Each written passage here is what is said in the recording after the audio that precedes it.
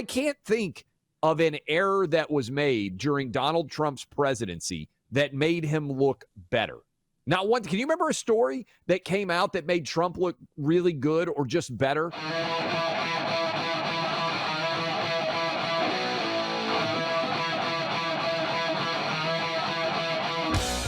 This was in the New York Post. DOJ referral of Trump-Russia material, a mistake by the FBI, according to an FBI agent. And this is just the beginning of this piece. An FBI agent already under scrutiny over claims he withheld key information in the Crossfire hurricane investigation admitted Tuesday to a screw-up that led other agents to believe a probe of Trump-Russian bank links was spurred by the Justice Department instead of a lawyer for Hillary Clinton's presidential campaign. FBI agent Curtis Heidi, I don't know how you say that, was asked by prosecutors about a communication drafted by him that stated the Department of Justice provided the FBI with a white paper that was produced by an anonymous third party. Clay, they didn't think apparently it was important to be like, hey, you know how we're going after a presidential campaign right now? Yeah, the information that we're using to go after them was from their opponents, the other presidential campaign. Motive, not an expert, Buck. Not an expert on criminal investigations. I have defended clients who have been the subject of criminal investigations, but I know enough to know that motive might factor in terms of why someone decides to do something. And if your rival candidate decides that they are trying to turn in the person that they're running against for president, might set off a few alarm bells, just going to say.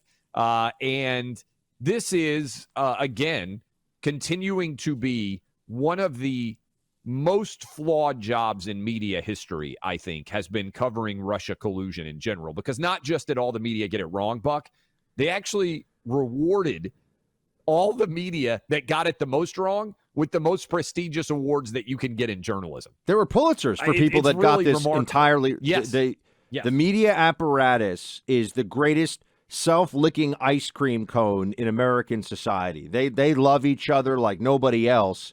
This was so crazy. True. And there's been no accountability for it whatsoever. They've never come out and said, they've never even really issued corrections. They've kind of just acted like they didn't do this, and that the people that they were shouting down as, Trumpers and fascists and all this stuff, we were right. Everybody who was saying Russia collusion is bullcrap they were totally correct. But, we live in this era now where, like, reality doesn't even matter to these people anymore. It's really just what's necessary in the moment for the pursuit of power for their team. First, I'm not sure there's any profession in the world that loves itself more than journalists love themselves. I mean, they really do treat themselves like they have the most important job that's ever existed in the history of mankind. Second, I keep hammering this home, and I think it's good for people out there to use sometimes in your conversations.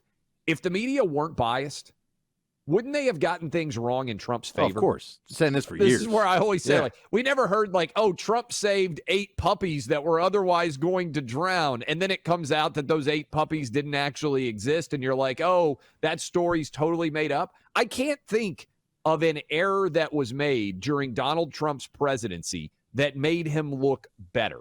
Not one. Can you remember a story that came out that made Trump look really good or just better, and later it came out that it was totally fake? I can't remember one. No, it doesn't exist. But also, do you remember this story?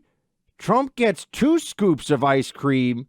Everyone else gets I one. I remember that. That was on CNN.